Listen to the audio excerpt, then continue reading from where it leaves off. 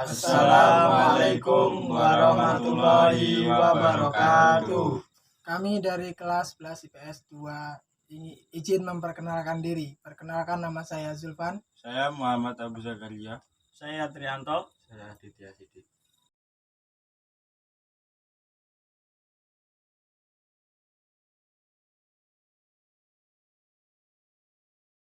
Pada tahun 1795 terjadi penyerbuan Prancis atas Belanda.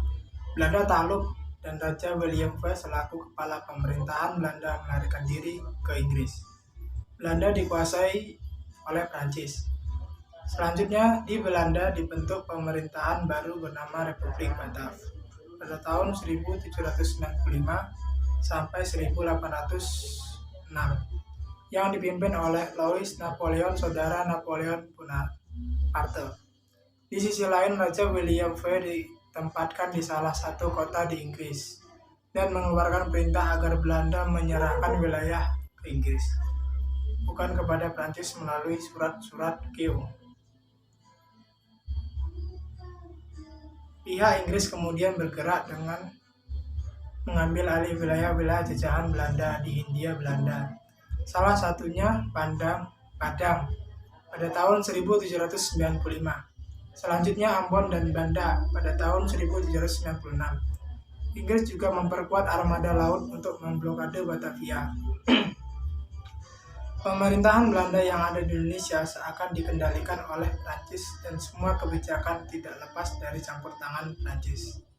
Untuk mempertahankan wilayah kepulauan Nusantara, Louis Napoleon memberikan mandat kepada Herman Willem Daendel yang merupakan salah satu tokoh revolusioner untuk mempertahankan tanah Jawa dari serangan Inggris. Pemerintahan Herman Willem Daendel 1808 sampai 1811. Daendel memimpin sebagai Gubernur Jenderal Hindia Belanda pada periode 1808 hingga 1811. Daendel ditugaskan untuk mempertahankan wilayah Nusantara dari serangan Inggris. Daendel dituntut memperkuat pertahanan dan memperbaiki administrasi pemerintahan serta meningkatkan ekonomi, khususnya di tanah Jawa. Daendel merupakan seorang tokoh dari kaum patriot yang dipengaruhi ajaran revolusi Prancis. Berikut ini adalah kebijakan-kebijakan yang dikeluarkan Daendel selama memerintah. Bidang pertahanan dan keamanan. Untuk mempertahankan Pulau Jawa dari serangan Inggris, Daendel mengeluarkan kebijakan diantaranya sebagai berikut: membangun benteng-benteng pertahanan dan membangun angkatan laut di Anyer dan Ujung Kulon. Pada perkembangan pembangunan pangkalan di Ujung Kulon tidak berhasil. Meningkatkan jumlah tentara dengan merekrut bumi menjadi pasukan Belanda. Pada pembangunan jalan Anyer hingga Penarukan. Pada bidang pemerintahan, Daendel banyak melakukan perubahan dalam tata cara dan adat istiadat. Kerajaan-kerajaan di Jawa jika sebelumnya VOC ketika menyambangi Kasunan Surakarta dan Kesultanan Yogyakarta masih menggunakan tata cara tertentu seperti hormat, tidak menggunakan payung emas, membuang topi ketika duduk dan duduk di kursi lebih rendah dari Raja Daendel, menolak menjalani hal-hal tersebut. Hamengkubuwono IV bahkan terpaksa menerima, sedangkan Hamengkubuwono II menolak. Artinya penolakan dari Hamengkubuwono menyebabkan perseteruan dengan pihak Belanda.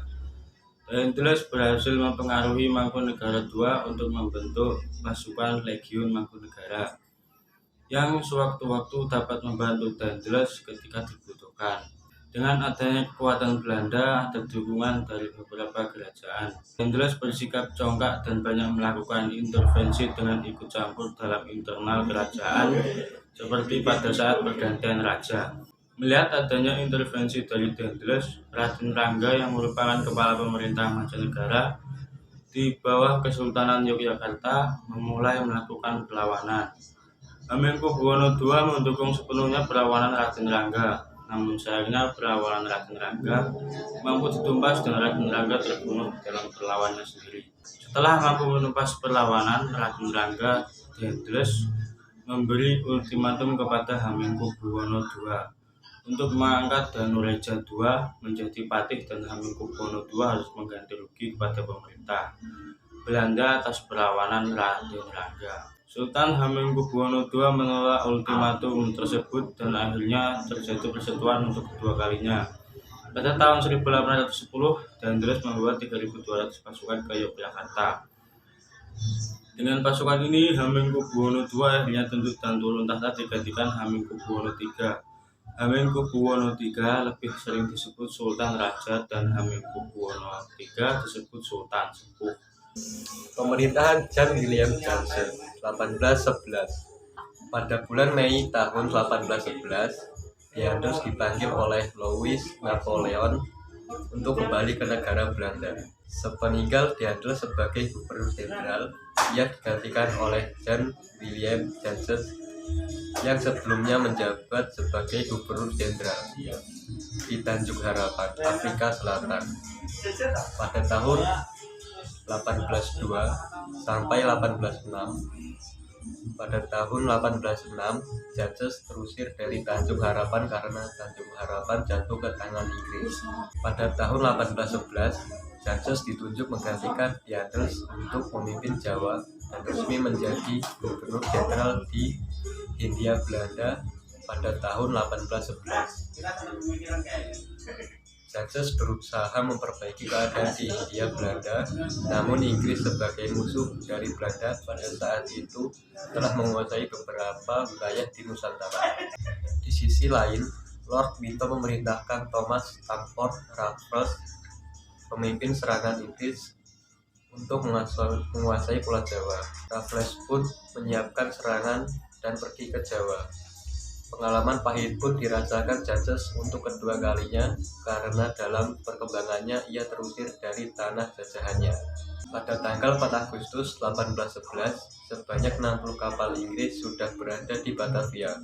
Kemudian pada 26 Agustus 1811, Batavia mampu dikuasai Inggris di bawah pimpinan Raffles.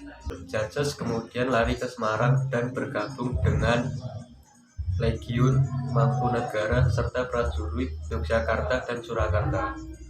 Pasukan Inggris masih mengejarnya hingga berhasil dipukul mundur.